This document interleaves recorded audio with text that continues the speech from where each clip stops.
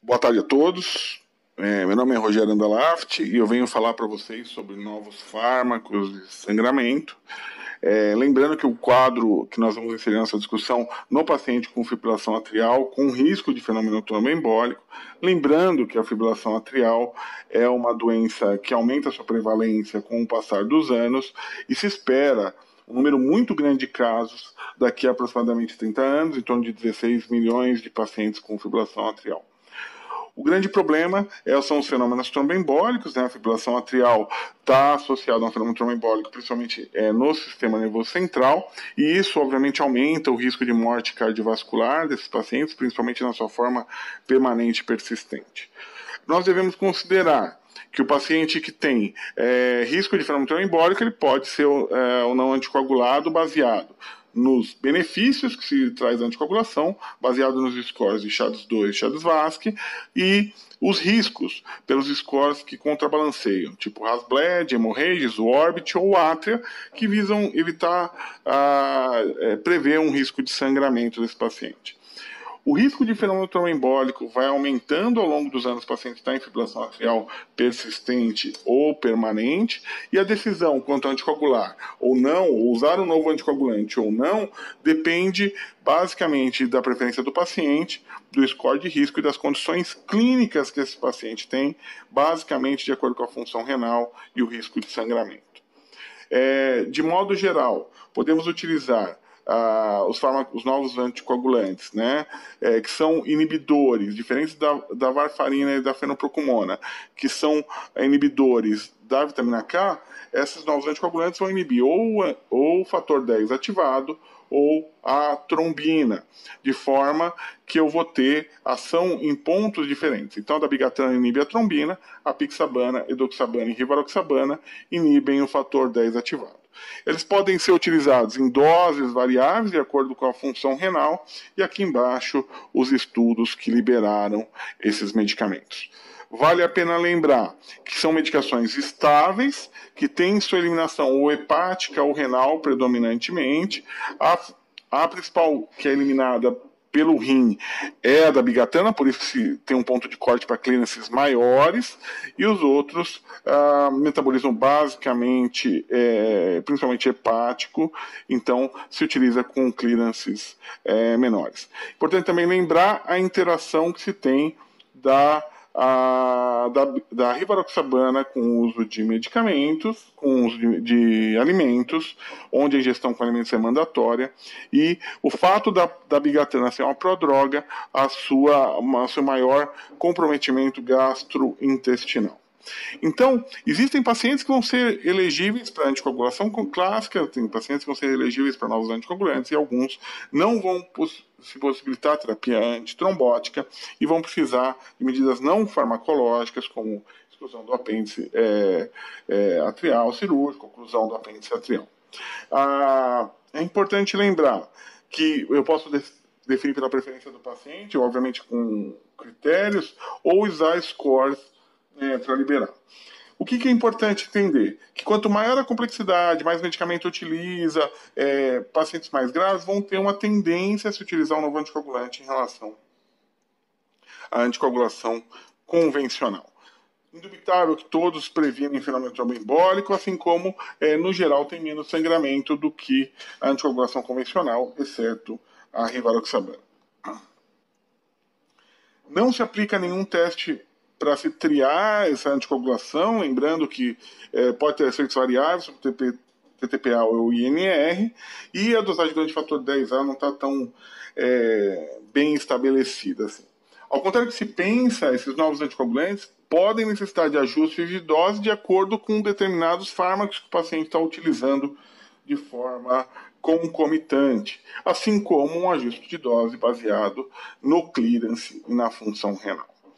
A dabigatran é que vai necessitar que tenha um ponto de corte de uso do clearance mais elevado, porque é eliminado predominantemente pelo rim. As outras têm uma metabolização hepática e acabam sendo possível utilizar com clearances menores. A prevenção do sangramento, mesmo pela indicação correta, vocês vão ver que existem pontos comuns entre os três fármacos.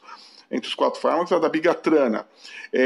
Vai ter sua contraindicação nos casos de disfunção renal grave ou disfunção hepática, paciente que tem alteração das enzimas mais de 2 vezes após o início, pacientes que têm uso concomitante com alguns fármacos, basicamente antifúngicos, né, ou fenitoína. Reduzir a dose, a gente tem que tomar um cuidado de reduzir a dose. O paciente octogenário, o paciente que usa verapamil, é melhor usar uma dose menor, 110 de 12 em 12. E também quando o paciente tem algum desses fatores que possam indicar fragilidade ou risco de sangramento. Fora essas condições, se utiliza a dose de 150 mg 2 vezes. A rivaroxabana segue a mesma linha, apesar de ser menos eliminada pelo rim. Disfunção hepática ou renal são contraindicações, né, quando se utiliza, principalmente clearances muito baixos, abaixo de 15. Lembrar que também há interação com fármacos, principalmente com antirretrovirais e os antifúngicos, e também pacientes mais frágeis, com idade mais avançada, ou com score de risco mais elevado. Esses pacientes também têm um risco de sangramento maior, então a gente tem que reduzir essa dose. A apixabana, indubitável, é a que menos tem riscos de sangramento, né? A maior parte dos pacientes não tem risco de sangramento, mas tem que ter os cuidados com a disfunção hepática ou renal, também é utilizado por clearance mark 15, evitar o uso concomitante, né, com alguns fármacos, principalmente antirretrovirais e anticonvulsivantes, e lembrar que os cuidados também com a disfunção renal ou pacientes mais frágeis, eles têm um risco maior de sangramento, e principalmente os octogenários. A edoxabana foi liberada recentemente, logo a gente vai começar a utilizar mais a edoxabana. Ela também tem as suas limitações para disfunção hepática ou lesões hepáticas ou disfunção renal mais grave. Tem interação com alguns fármacos, então a gente tem que estar sempre atento com a interação medicamentosa, e a gente pode utilizar doses menores se o paciente tiver um risco maior de sangramento. E quais são os riscos? Né? Os riscos são sangramentos, eu tenho que balancear o risco de fenômeno embólico versus o risco de sangramento maior, sistema nervoso central ou alguma coisa que precisa de transfusão. Se eu pensar que esses pacientes se beneficiam todos quanto ao risco de fenômeno tromboembólico, eu tenho que pensar que o efeito comparado com a varfarina é melhor somente no caso de você usar a edoxabana ou a apixabana, eventualmente com doses menores. O efeito com o uso da rivaroxabana é um pouco maior, apesar de não ter uma grande significância estatística. Eu posso também escolher o meu fármaco de acordo com o quadro clínico que eu tenho. Por exemplo, se eu tenho paciente de alto risco para fenômeno embólico cerebral, esse paciente pode ficar com dabigatrana 152 vezes. Se ele tem alteração gastrointestinal, não vai ficar com dabigatrana, vai ficar com rivarox ou apixabana. Lembrando que a apixabana é a que vai ser reservada ao paciente octogenário, que tem disfunção renal, na dose já corrigida. O que esse estudo mostrou, que foi publicado agora em 2017, é que todos os novos anticoagulantes sangram menos do que os agentes antiplaquetários, comparando aqui nas diversas tabelas. Então, se o paciente não tem indicação, tem um score muito baixo, esse paciente vai ficar sem nada, sem problema nenhum quanto à anticoagulação. O que a gente observa quando compara com a anticoagulação convencional?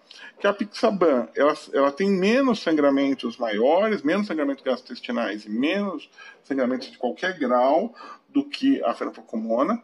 A dabigatrana, ela protege quanto aos sangramentos maiores, né? Mas o sangramento gastrointestinal há uma dúvida. E quanto à rivaroxabana, a gente vê que a rivaroxabana sangra mais, né? Do ponto de vista gastrointestinal, qualquer tipo de sangramento, apesar de não ter tantos sangramentos maiores associados. Então, a apixabana e a dabigatrana, principalmente na dose mais reduzida, a quantidade de sangramento é menor, por exemplo, do que a varfarina e a rivaroxabana. Se eu comparar esses fármacos entre eles, eu vou ver que para sangramentos maiores, a apixabana é melhor do que a dabigatrana, e por sua vez a dabigatrana é melhor que a rivaroxabana. Obviamente, a apixabana também melhor que a rivaroxabana.